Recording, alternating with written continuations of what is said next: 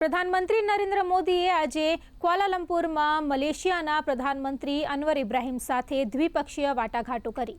આ વાટાઘાટો દરમિયાન અનેક સમજૂતી કરારો પર હસ્તાક્ષર કરવામાં આવ્યા, જેમાં આપત્તિ વ્યવસ્થાપન, ઓડિયો વિઝ્યુઅલ સહ ઉત્પાદન, ભ્રષ્ટાચાર નિવારણ અને નિયંત્રણ અને સેમિકન્ડક્ટર વિકાસ અને સુરક્ષાનો સમાવેશ થાય છે।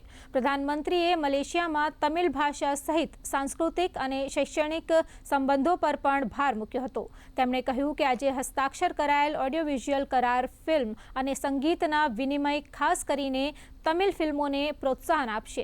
તેમણે યુવાનો માટે શરૂ કરાયેલી પહેલનો પણ ઉલ્લેખ કર્યો, જેમાં યુનિવર્સિટી એક્સચેન્જ, કૌશલ્ય વિકાસ અને સ્ટાર્ટઅપ કાર્યક્રમોનો समावेश थाय छे।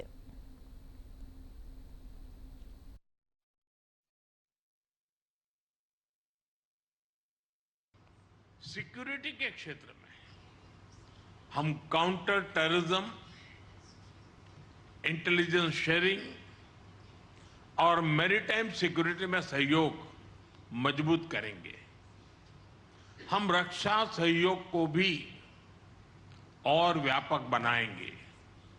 एआई और डिजिटल टेक्नोलॉजीज के साथ साथ हम सेमीकंडक्टर, हेल्थ और फूड सिक्योरिटी में साझेदारी को आगे बढ़ाएंगे।